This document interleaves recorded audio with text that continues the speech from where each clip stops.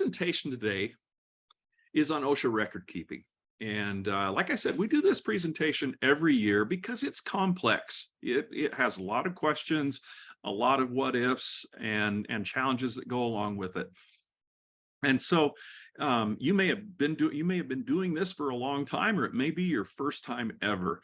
I think everybody can probably learn a little bit from it, because guess what? I went back and listened to my old presentation, and it was like, oh yeah, forgot about that. And so we try to improve this. We look out to see if there's anything new. This may be 100% review for you, and that's okay. It's just to make sure that we're doing this correctly, because it is a challenging subject. So let's dive in. Our goals really today are really help you increase your knowledge of the OSHA requirements around this, maintain your compliance obligations that you have. There really haven't been a lot of updates this year, but over the last several years, there have been some major updates in this subject. And so we definitely would cover all of those things. Okay, we have to set a few ground rules to start with so we understand where we're coming from.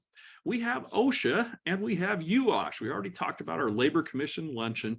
In Utah, we have Utah Occupational Safety and Health that regulates OSHA matters for the state of Utah. We're still under federal regulation of OSHA, and basically Utah mirrors the federal regulations. There are a few differences, and we'll talk about those today. But if I talk about Utah OSHA or UOSH, I'm really referring to that organization. There are about 26 states in the country who have taken the reins to really run their own OSHA programs. And some of them are like Utah, where they're basically just saying, we're going to manage it here, but we're not going to add additional regulations or complexity to it. There are other states like California who have just decided to make it as difficult as they possibly can, or as confusing as they possibly can. So Cal OSHA is a challenge. We're fortunate to have UOSH here for a number of reasons. One, it's managed here, and if you've got a beef, you can go and talk to the administrator, and if you have to get a citation, you can go and talk to the boss there and discuss your concerns. So there's some good things about that. And so I'm going to be referring to OSHA a lot, but realize that UOSH is the agency that will be monitoring and enforcing all of these requirements for us here in the state of Utah.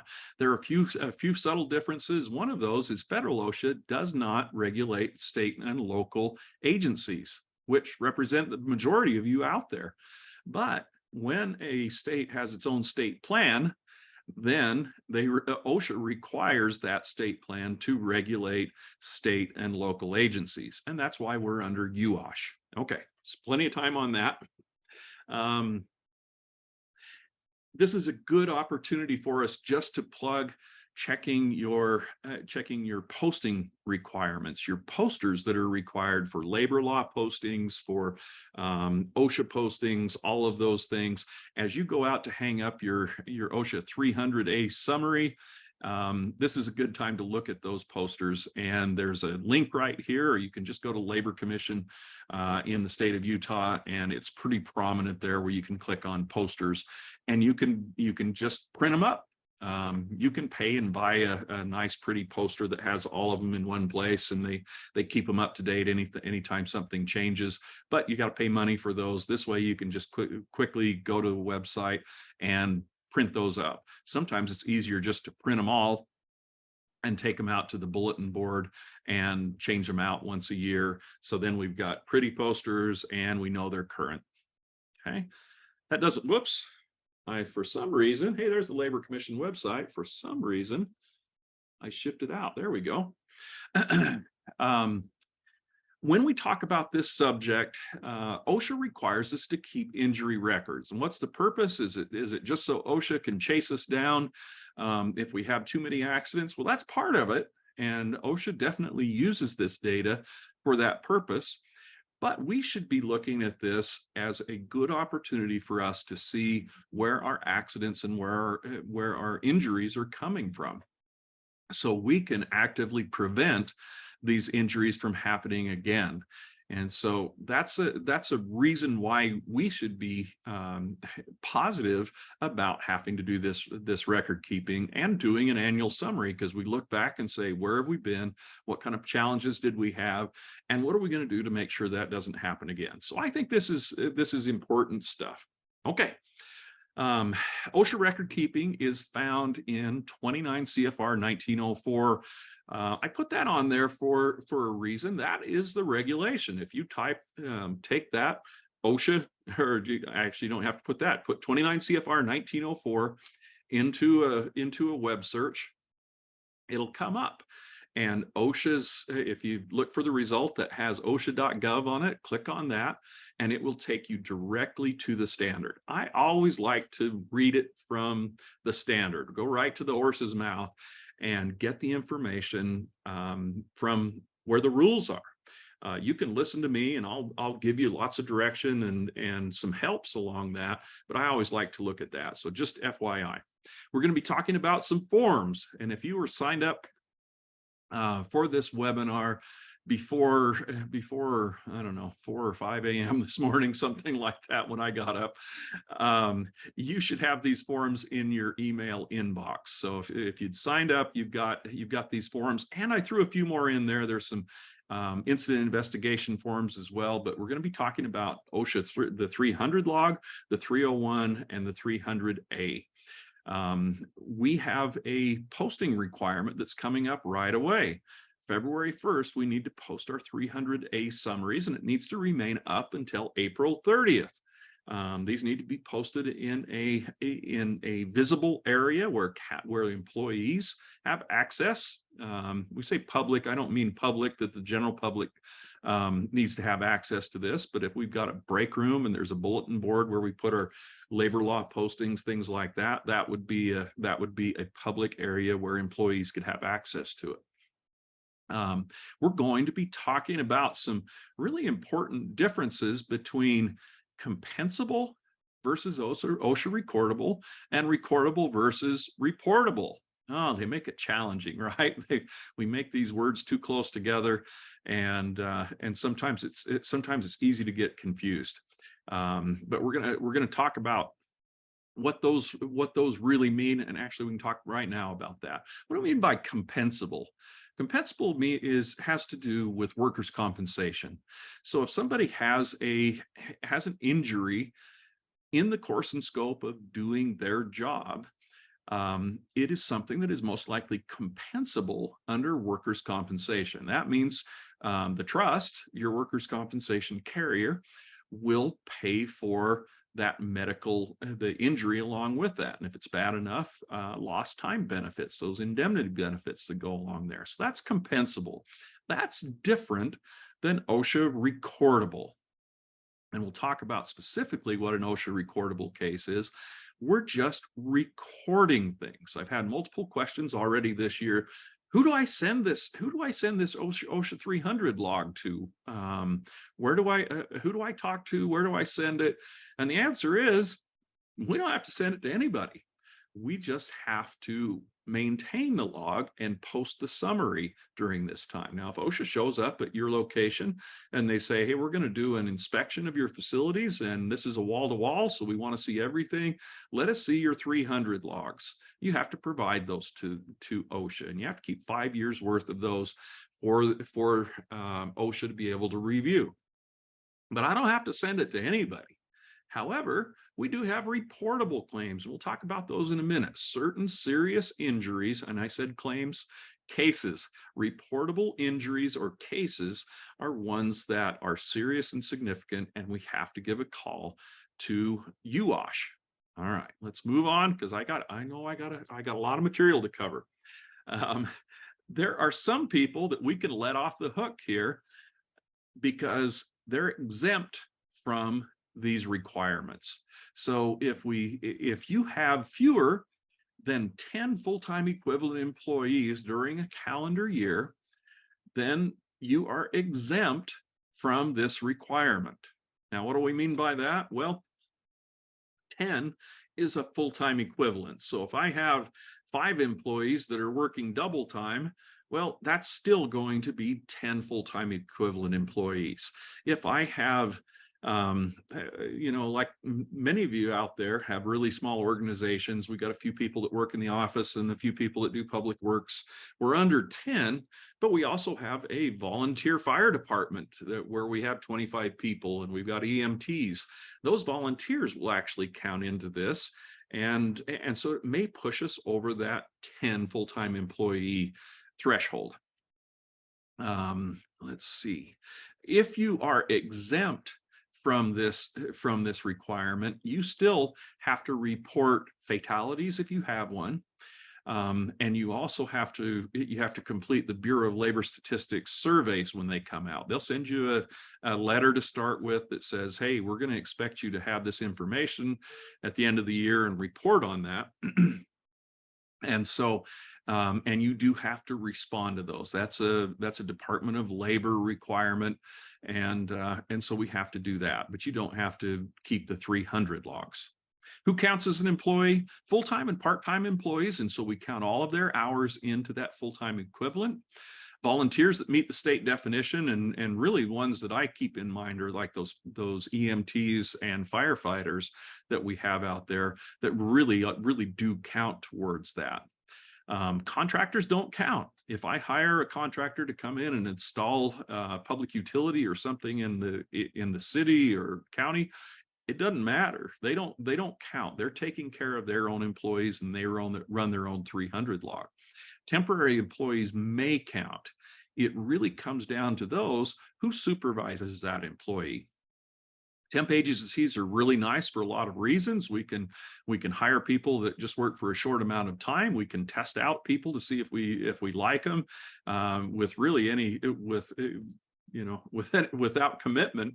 We can just say, no, I don't want that person to come back tomorrow because they didn't meet our expectations. And so that's really handy. The temp agency pays for the workers' compensation coverage, and we just pay them a premium for having those employees come out to work for us. Well, when it comes to OSHA record keeping, it comes down to who supervises that employee. If the day-to-day instructions and supervision of that employee are being done by us, by our people, then we track that person's injuries on our OSHA 300 log. So if a temp worker gets injured to the point where it becomes an OSHA recordable case, we will have that information on our 300 log. Okay, there may be some questions about that, but we're gonna push along. And Mike, if there's something really germane, let me know. Oh, it looks like we got quite a few in the chat. Is there anything we need to cover? No, we're good. Okay. Some industries are exempt, or at least partially exempt. For example, the trust is an exempt agency. We don't have to keep a 300 log because it says in this exempt list, insurance. Well, we get out of it. Now, for most of us, it doesn't count. If our office or if our work looks significantly like an office, and we're not out doing stuff that is more hazardous, there's a chance that we're exempt. However, if I'm to take our example of a small city, we've got 3 or 4 people working in an office and 3 or 4 people out doing public works types things, it doesn't matter. We're doing the type of work that we're doing out there is something that would, with public works, that would bring the whole agency in. Okay. All right. So here's the difference: OSHA recordable versus a workers' compensation claim. A workers' comp claim isn't always OSHA recordable. Well, how could that happen? Well, there may be times where we send somebody in for an evaluation just because, I hit my finger with a hammer and it hurts really bad. So I go into the clinic to see whether it's broken. And they do an X-ray and they say, nope, it's not broken. Put some ice on it, and you're going to be fine. Get back to work. That would be a workers' compensation claim because we got to pay the doctor. but it would not be an OSHA recordable claim because there was no medical treatment given. There was diagnostics, and they told him to put some ice on it, but there was no treatment given. And we'll talk about specifics in a second. Sometimes you may have an OSHA recordable injury that is not a workers' comp claim. That's pretty rare that that could happen, but there may be something out there that rises to this level, but they didn't get medical care. So you may be in this situation right now going, oh my gosh, I've never done a 300 log. How do I get started on this? I haven't kept it throughout the year. And you give Mike or Jason a call and say, hey, can you help me? Can you give me a list of my work comp claims?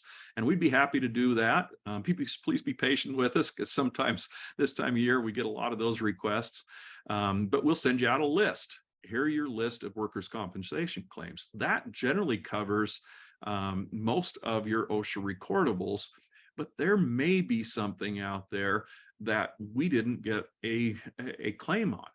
And so you got to keep that in mind. And that's why good record keeping is important, that we keep a tally of the incidents that happen throughout the year. And we require everybody to report any injury or incident that happens. So we've got an ongoing list. Okay. Whose responsibility is it to determine whether it's recordable or not?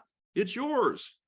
You, as the employer, have that responsibility to determine whether it is a recordable claim or not. And then we're going to put that into our records. So what kind of, we talked in here about different forms, and we sent these out to you this morning. One of those forms is the OSHA form 301. In Utah, they call it a different number. 122 is what they call it. But it's the same information. You don't have to use that specific form. You can make your own. And as a matter of fact, I sent out a first report of injury to you today. That is the trust form that we send out. And you can use that one if you want, or you can just take the information and use it. You just have to collect the right information for that. What is that information? Well, I'm here to tell you, if you make a workers' compensation claim and you call that in or you report it online, the questions that they ask in that claim uptake, the first information that you give to the adjuster is going to be the same thing from that OSHA form 300, or the first report of injury. This information, if it's a recordable claim, needs to be submitted to the Utah Labor Commission within 7 calendar days. Some of you just panicked, right? And you said, oh no, I've never submitted any of those. Don't worry about it. If it is a workers' compensation claim, we submit that form for you. We take care of submitting that to the state. Now, however, if it's not a workers' compensation claim and it does rise to that level of being a recordable case, then you're going to be under the obligation to make sure that gets where it's supposed to go. Just an FYI, doctors submit their own form, and in Utah it's a 122. So if you go to the doctor, you go to the ER and you've got a cut, they're going to ask you, is this a work-related injury? They'll always ask that question. Why? Because they have this obligation to report as well. And so if it is a work-related injury, or the employee or the person reports that it's a work-related injury, that report will go into the Labor Commission. And periodically, a lot of times when they do a visit, an OSHA inspection, they're going to check those piles and say, well, here are your 122 piles, and here are your 121 files, and here are your 122s. We have a lot more doctors' reports than you guys have in your list. Now that can happen because sometimes people will in error report that their injury is a work-related when it isn't. And so there can be a discrepancy there. But if we have bona fide work-related injuries that we're not tracking and putting onto our records, well, that can be a problem, and we can get citations from UOSH out of that. Okay. All right. Now we're going to hit. Well, here's just a picture of the 301 and the information that they're looking at. So let's talk recordable versus reportable.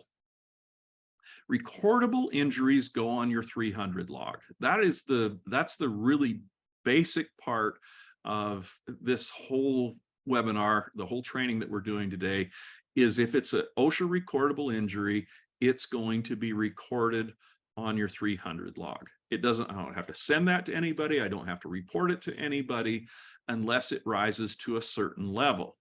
And that level is a reportable injury. And those need to be called into UOSH, Utah Occupational Safety and Health. All reportable injuries are recordable, but not all recordable injuries are reportable. What are they? Well, here's the list. We need to call within 8 hours. So we don't have a whole lot of time of the occurrence of all fatalities. That's pretty easy, right? If we have a fatal accident, we've got to call OSHA on that. Disabling significant and serious injuries or illnesses. Well, what does that mean? That's pretty broad and subject to people's opinion, right? Well, it's just a flesh wound, right? I lost a finger or lost an arm. That's just a flesh wound. Well, to somebody else, that's a pretty significant one. Well, I pulled this just a quick screenshot from UOSH's website. They put on here any injury resulting in admittance to the hospital or impairment, permanent or temporary, where function of any part of the body is substantially reduced or made useless, and which would require treatment by a physician or other licensed healthcare professional. Examples include, but are not limited to, amputation, fracture, deep laceration, severe burn, electrical burn, sight impairment, loss of consciousness, or concussion. So they have that list on there. They don't want to hear if you break your pinky. That's a fracture, but it's not a significant one. But if you break your femur, you break your arm, you break a significant bone there, they do want to hear about those things. If you have a question about this, whether it is reportable or not, give me a call. Give Mike a call, and we'll walk you through whether you want to do that. Then you say, well, why would I have a question on that? Well, it comes with comes with some baggage. When I make that decision to call UOSH, you're probably going to get a visit or at least a follow-up from UOSH. It may lead to a citation. So if I don't have to report, I don't want to report it. And so let's make a decision there, and we're happy to walk you through. I'll probably be on the conservative side and tell you some things to report that might be right on the edge. But we definitely want to keep you in compliance there. Okay. From a federal level, federal OSHA changed their reporting requirements and made them a little more restrictive. They say within 8 hours, we need to report all fatalities. Within 24 hours, all inpatient hospitalizations, amputations, loss of an eye. Well, we don't report to federal OSHA, we report to UOSH, and so we go back to that standard that we just talked about. Any serious fatalities, disabling significant and serious injuries or illnesses. That's the reporting obligation that we have. All right. What about electronic reporting? Some of you out there might be getting mailings that say, hey, have you done your electronic reporting to OSHA? And I've had people call up panicked. Hey, we haven't done any of this, and it's already going. Well, we have we're fortunate in the state of Utah, and we're fortunate as local government agencies that UOSH looks at all local government agencies as being part of the NAICS code. It's a standard industrial classification code of 92 of public administration. It's not on the list of industries that has to do electronic reporting of these injuries and illnesses. And so we don't have to do it. So I'll let you off the hook right now. We don't have to do the electronic reporting, and that's a good positive thing, because this is going to be a long webinar anyway. It would be a lot longer if we had to go through that. Okay. So recordable injuries, you have to decide whether it's recordable or not. We're going to go through the steps. Here's the steps that OSHA gives us. And it says, did the employee experience an injury or illness? Well, yes, that's why we're here. That's why we're asking these questions. Is the injury or illness work-related? Okay.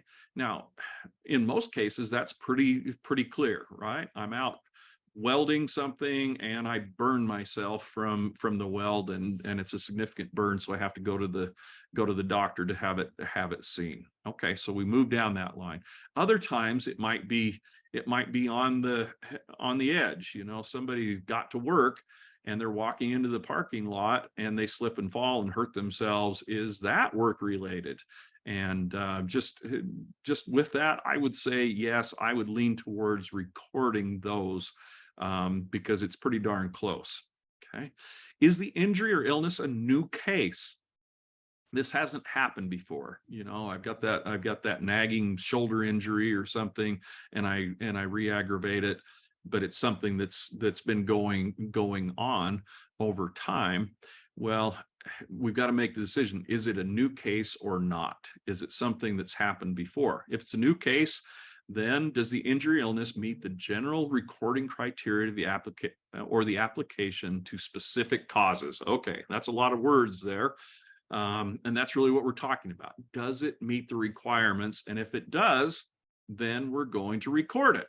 Okay, so let's talk injuries and illnesses, because we talked about Jason, real quick, I'm going to jump in because there's a question here that I think applies in this area. So say there's an employee that gets injured, and at the time medical treatment is not needed, right? So something like a minor cut or something like that. Yep. Then later on, that cut, they didn't take care of it, and the cut gets infected, and then treatment is needed, and they seek medical attention then. Yeah. Is it recordable then? Then it's reportable if they get medical treatment. So they go and get a prescription for antibiotics to deal with the infection, then it becomes recordable. And we record it back on the original date of injury that it happened. But yeah, absolutely. And that's why we encourage everybody to report all injuries and all incidents that happen. So we've got record of those things. That helps to preserve, from a workers' compensation standpoint, that the employee's ability to make a claim on that. There's a clock ticking on the time amount that you have to make a workers' compensation claim. But once they've reported it to you as the employer, they've met their obligation. And so even if it takes a year before it goes medical, their ability to make the claim is there, and you also have been notified. But we're going to go back to that original date of the accident. So maybe something happened clear back in 2021 that, you know, somebody slipped and fell and they hurt their shoulder or whatever, and it's been bugging them. They've nursed it along, and finally it's going to go to surgery. Well, up to this point, it's only been, they put some ice on it and they took some real conservative care of it. Now it becomes a recordable injury. I'm going to record that clear back on that 2021 OSHA 300 log. Okay. I hope that answered that one, Mike. We're looking at the difference between injuries and illnesses. Well, that seems pretty obvious. An injury is an abnormal condition or a disorder. You think about that. I cut my finger, I burn myself, I get something in my eye, amputations, sprains, those types of things are injuries. What's an illness? Well, we've spent a few years dealing with one particular illness that's been aggravating and annoying, but there are work-related illnesses that may be communicable, like COVID. But there are also other illnesses that are due to substances that we work with. If you work with silica, you're cutting concrete or sandblasting, things like that, I could end up with a respiratory illness called silicosis that is a work-related occupational illness. Okay, so that's just the difference, injury and illness. We're going to record those as one or the other on our 300 log, and we'll get to just how you do that in a minute. Here are a list of recordable illnesses: skin disorders, respiratory conditions, poisoning, hearing loss, Other things that are like communicable diseases like tuberculosis, COVID will fall into this as well. But some things don't, like colds and flu. All right. So recording criteria. This case must be work related. Needs to be a new case or a significant re-aggravation of an older case that's out there. Now, if it's something that's ongoing, I got injured last year and I've been treating and it's ongoing. Well, that stays recorded on last year's 300 log. However, I've got that old back injury that I've had for a long time. Yeah, I got injured a long time ago, but I slipped and fell, or I lift something and threw my back out. That may be what we call a significant re-aggravation, significant aggravation of a pre-existing condition. Okay, hope that didn't muddy the water too much there, but we've got to look at that as is it a new case or not? All right. The exceptions to being work related. If I'm not working, if I'm on travel, so Mike and I were down in St. George last week doing an OSHA 10 course. Well, if we're working and we have an incident, well, that's part of that would be something that could be a recordable. But after my work hours, if I decide to go to the pool and swim at the pool and I slip and fall on the pool deck and hurt my head or other parts of my body, that would not be a work-related injury, and we wouldn't record that on our 300 log. Personal errands or other things like that. Recreation or fitness. Now, this one kind of crosses a line a little bit when we're talking about fire, EMS personnel and law enforcement when they have specific specific fitness requirements as part of their duties, their personal training. And so those may actually fall into being a work-related for those specific job duties.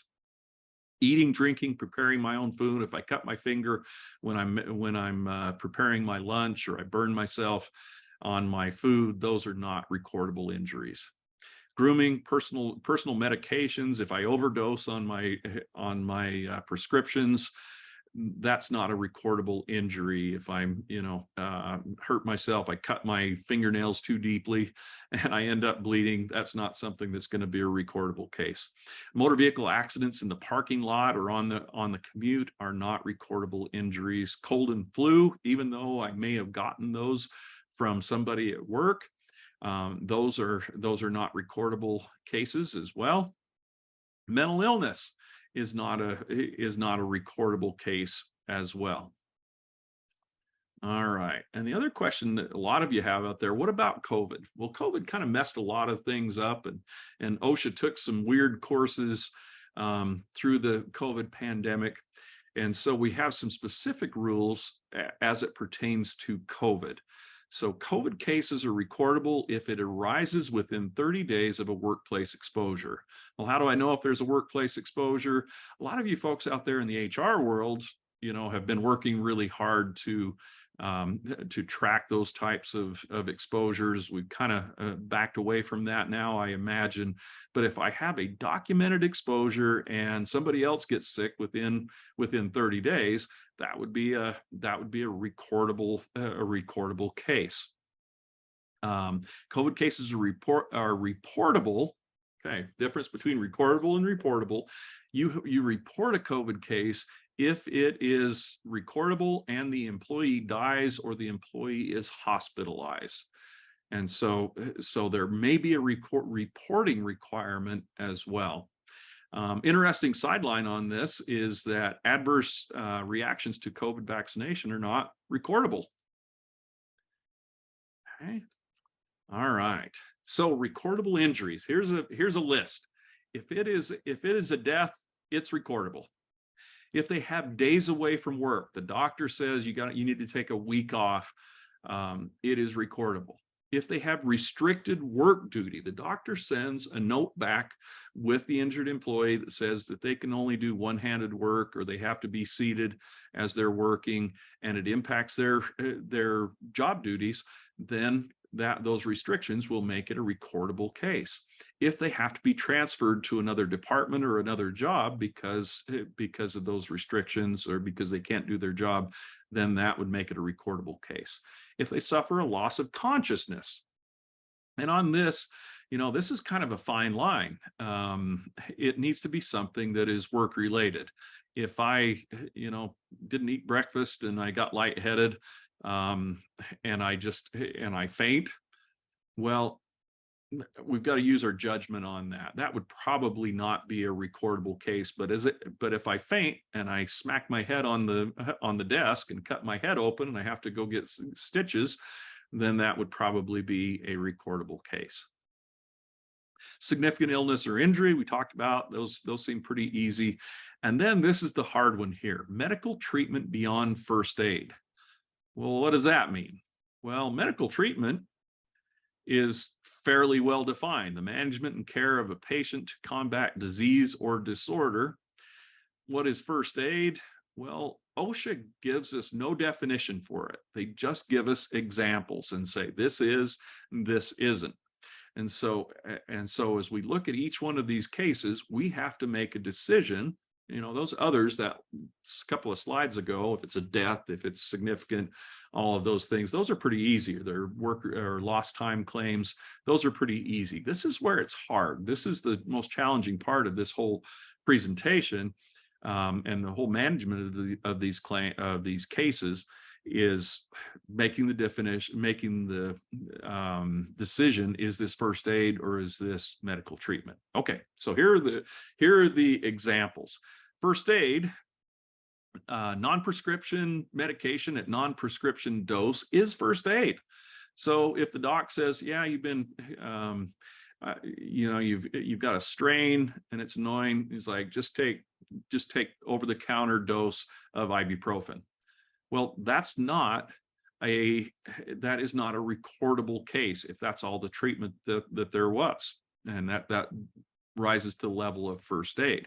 However, if the doctor says you need to have, or gives the injured employee a prescription for ibuprofen 800s, that's prescription level of ibuprofen, that becomes a recordable case. And so that's one of those things that, if you have a bunch of these, I've done this before. I've had a discussion with the doc and said, hey doc, this, if you give prescription strength ibuprofen, or give a prescription, even if the employee doesn't fill the prescription, we have to record that case, and it goes on to our OSHA log, and it potentially could cause us to have more OSHA visits and all of those things. I've had doctors say, oh, I didn't realize that.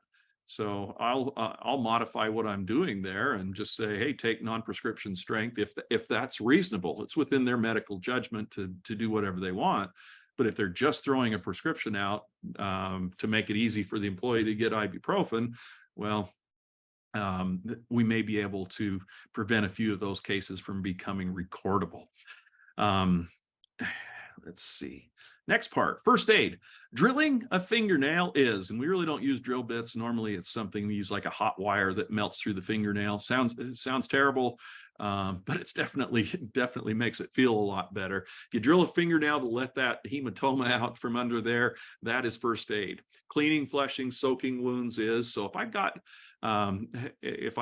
an object in my eye and I can take a Q-tip or a tissue and get that object out of my eye, that is simple means of foreign body removal. That's okay, or pulling a splinter out.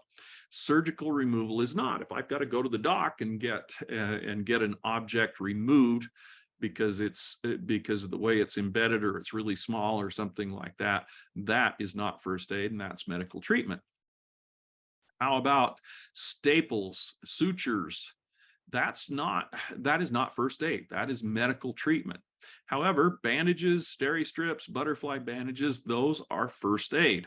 So if I can close a wound with a steri strip or a butterfly bandage, that could change it from being first aid or or changing it from first aid to a recordable case, a medical case.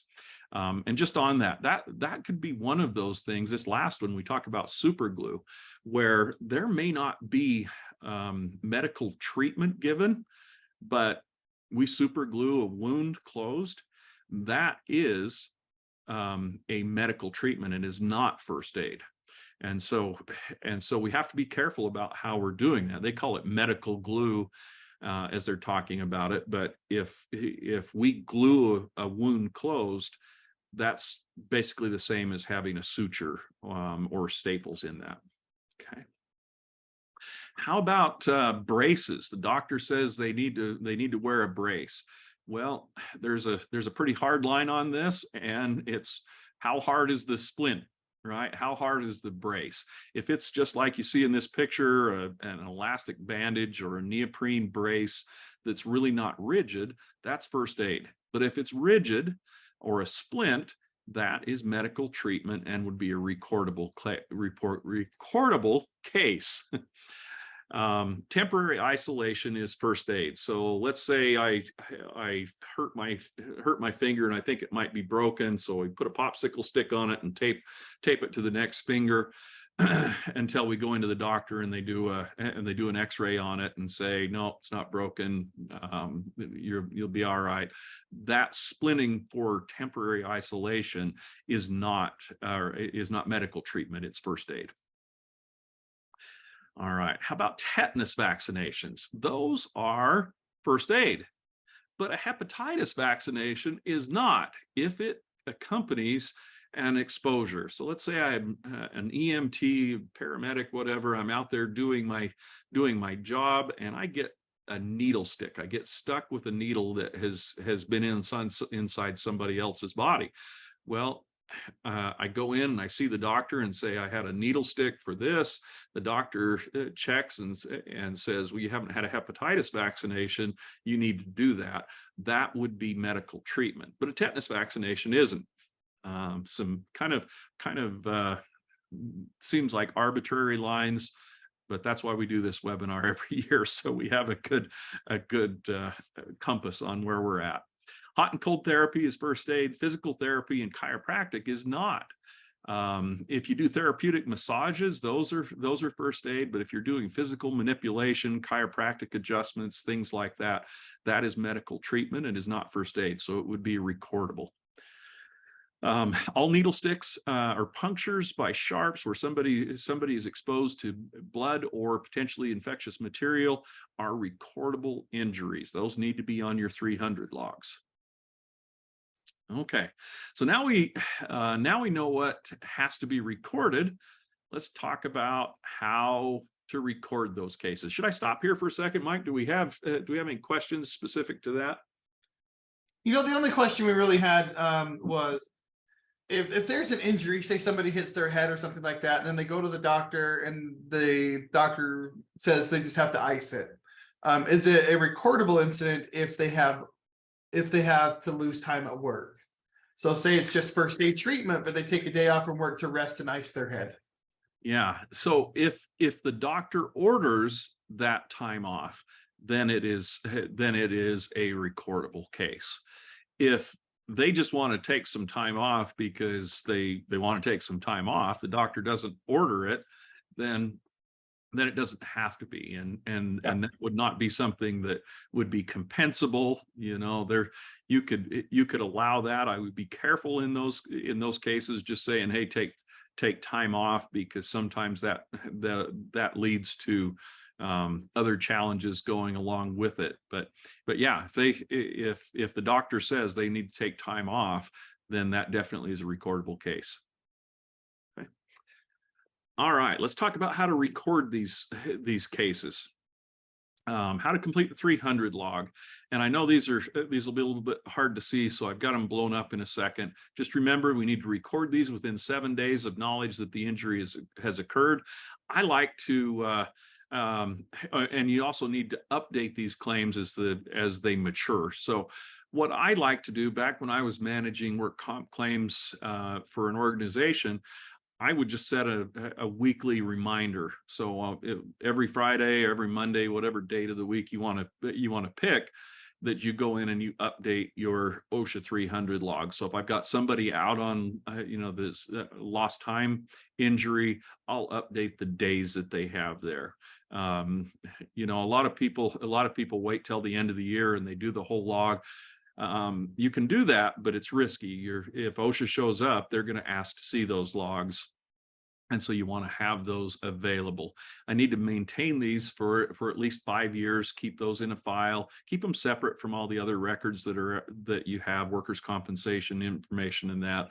And you can have, these can be either an electronic or a hard copy.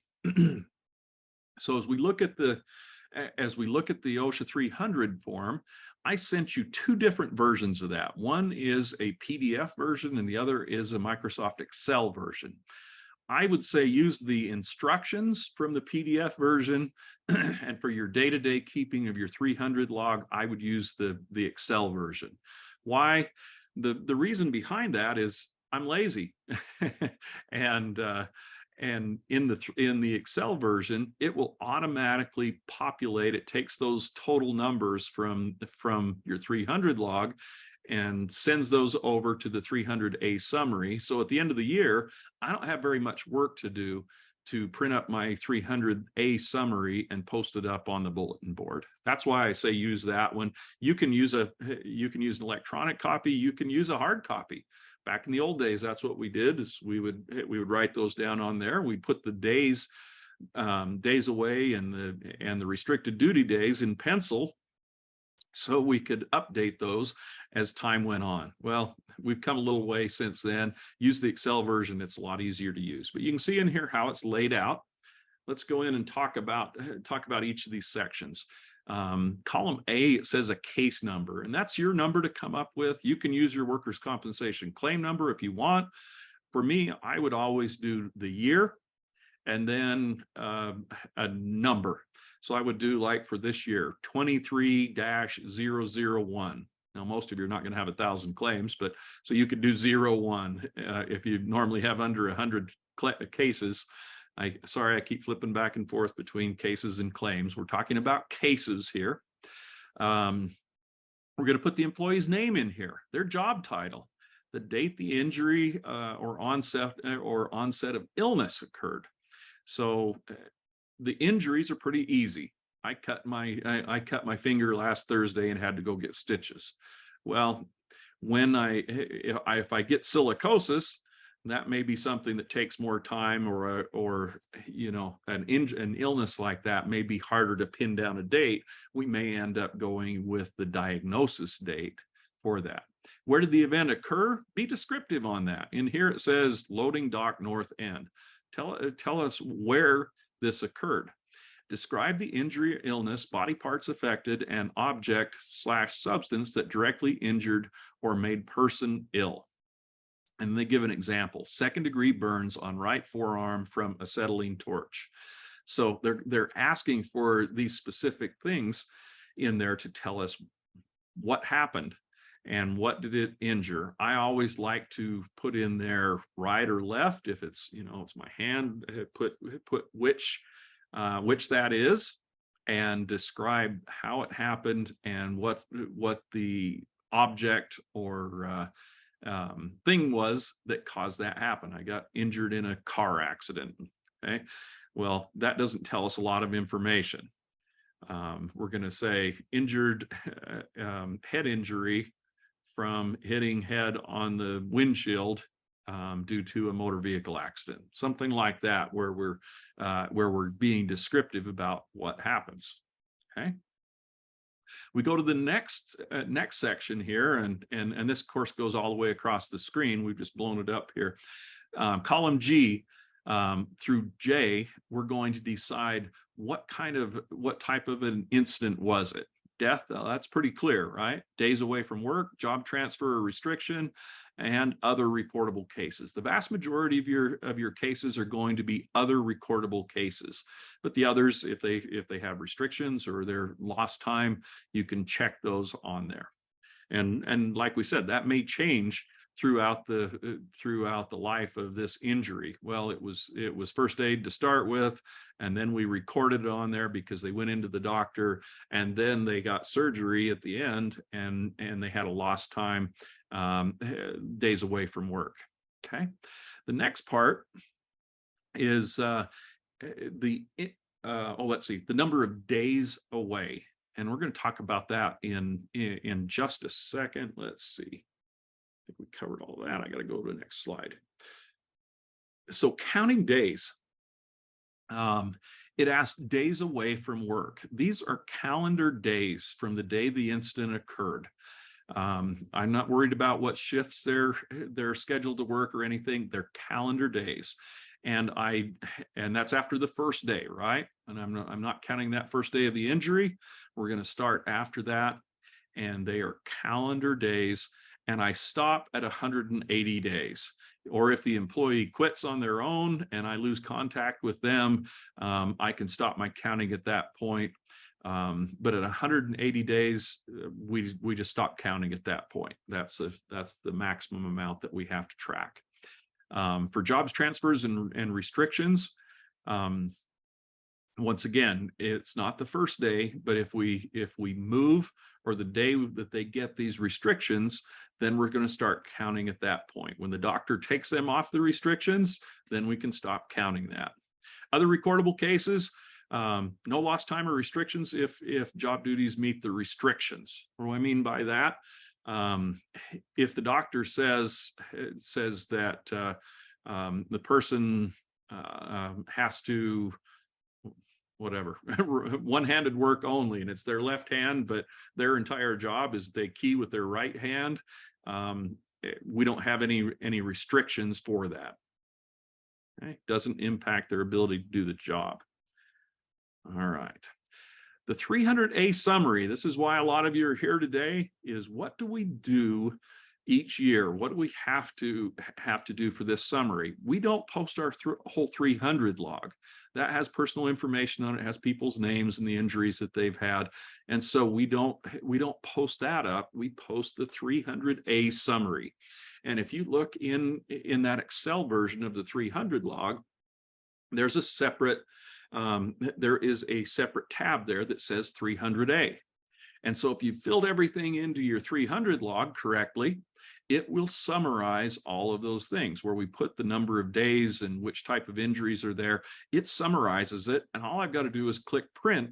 As long as all the information is, review it and print it and get your chief executive officer to sign the certification statement. That's an important part of that. It needs to be posted from February 1st to April 30th. We talked about that. It's a place where employees have access to. Generally, it's going to be a break room or a bulletin board that everybody has access to. Normally, it's a place where we're going to be putting our labor law posters up anyway. Here's what it looks like. And I'm also going to throw out a little challenge on this. So to start with, we look at our summary, number of cases, and it will be each of those overarching case types. Total number of deaths, days away, cases with days away from work, restricted duty cases, and other recordable cases. We're just summarizing those. We're going to put the number of days, restricted and lost days, and the different types of injuries, how many of each. So it's really just an overview summary of that. And then over on the side, we have our establishment information. And this is kind of the monkey wrench that throws people off. And for those people that logged out early, they're missing this important part. These need to be done for each establishment. What the heck is an establishment? An establishment is your place of business. And so if I have multiple places of business, so let's take the example, I'm looking across the street, there's North Salt Lake City Hall is across the street.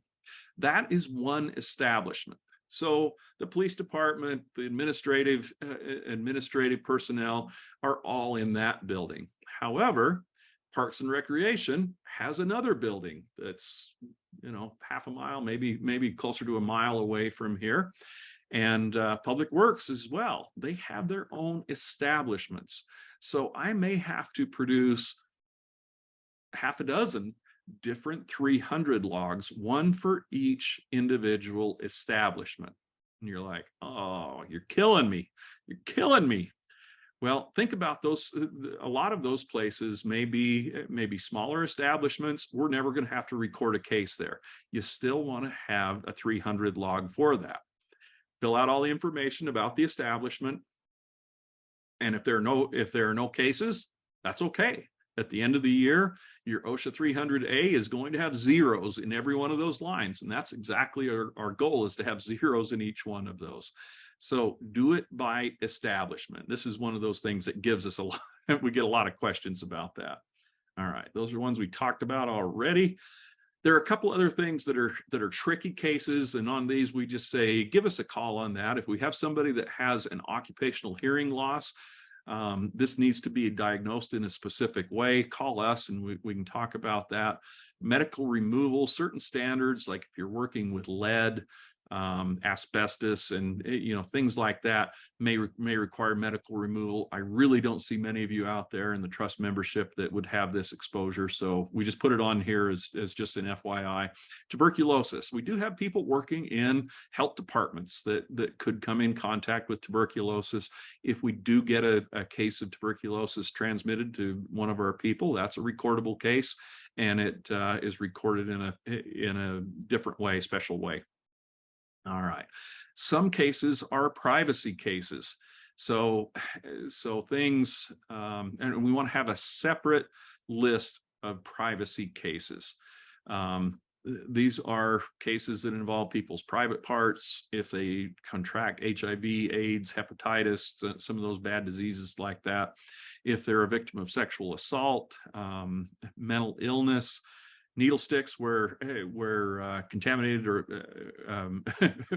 where somebody gets a needle stick that's contaminated with blood or other potentially infectious material, or if the person requests to have their case not be on the normal 300 log, we can have a separate 300 log for those privacy cases. Okay, and keep that like we do all of our other HR type documents that need to be protected. Keep them in a locked cabinet, in a file directory that you can't access, other people can't access. So here's some must-dos as we're wrapping up. Have a separate 300 log for each establishment. Think about that. What are the establishments now?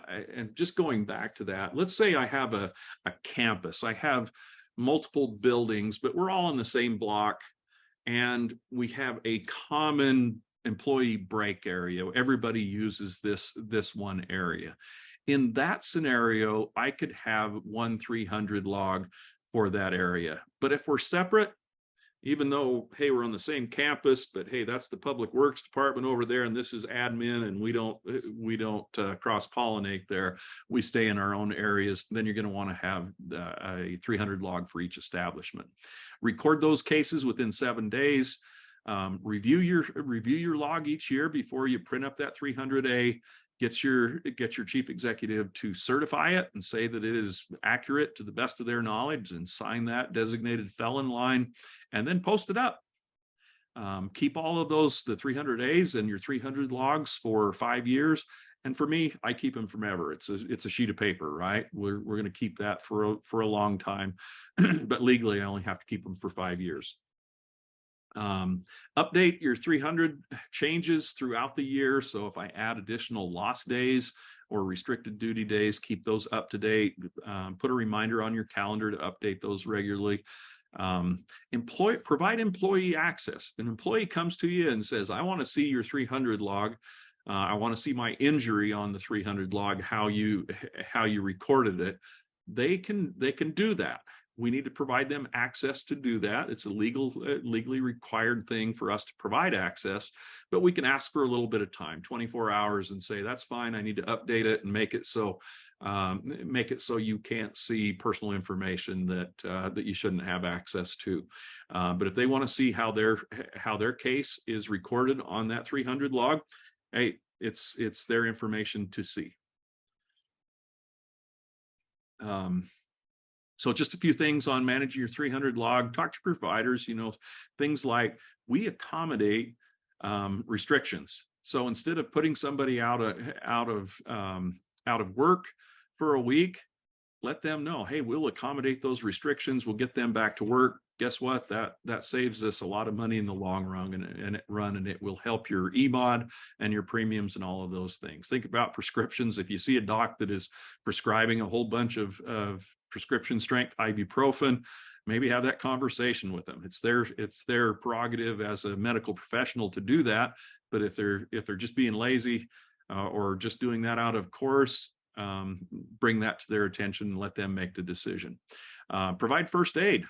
Have people trained and equipped to do first aid, so we don't end up sending them to the doctor if they don't need medical care, if it will suffice with just first aid. Be involved in the cases. Make sure that they get to where they need to be. Okay. I put a section in here just to talk about the electronic reporting requirements, but we don't have to do that because we are all under NAICS code 92 as governmental entities. That's how OSHA sees us and has categorized us.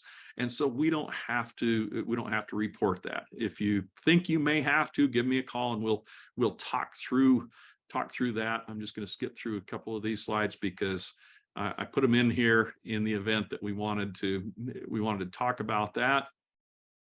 But just remember that OSHA is looking out for us. They already have the information, right? We submit these cases. The first report of injury goes to the Labor Commission. They have all the information. They don't need us to double report it. And so they said, nah, everybody's in NAICS 92. We're good. Okay, just to summarize, keep those forms. Don't forget about them until January. If you're regularly putting that information in, it'll be simple for you to do that, and it will keep you out of compliance trouble, and you can do it. If you got questions, call Mike. Just call Mike, and he'll answer all those questions. No, you're welcome to call me, and I'm happy to help out, and Mike's happy to. I appreciate that. I see a whole bunch of red alerts in the chat, but I can't see any of them. What kind of questions do we have? And no, most of them are ones we've already asked. Okay. And there was a question on if time away from work, if weekends count, if they don't normally work weekends. Calendar days. Yep. So you count the weekends. So. All right, and if you've got questions, type those in the chat box. If not, I apologize. We've gone past an hour. I knew that was going to happen because this is just a voluminous subject. There's just way too much to talk about. Once again, give me a call if you've got questions, and we're more than happy to help out. And we'll be putting this webinar up onto the YouTube channel. Hopefully later today. We've got an appointment right after this, and so we'll see if we get that posted up this afternoon, but that's my goal. Anything else, Mike? Nope, I don't see any questions in the chat. Awesome. Thanks so much. Any thoughts from you? No, I mean, this is a huge, big subject, right? And it's hairy, and there's a lot of stuff we've got to know and do, and I think you did a great job. I mean, the thing is if you've got questions, just ask. I mean, it's no harm in saying, hey, what do we need to do? Who do we need to contact? Let Jason or I know. We're more than happy to help you out. For sure. Just dive in and do it. Just open the forums, and if you haven't had an incident yet this year, pat yourself on the back, say yippee, and practice. Go in there and do a practice case, and just run through it. And it's not that bad. It's just doing it. So, all right, folks, thank you so much for all your efforts out there. Reminder about all those trainings that we've got coming up. Go to our website, utahtrust.gov, click on training and events, or watch your email as well. And we'd love to see you live in person, and if not, online. Thanks, folks. Go out and have a safe day. Thanks, everyone.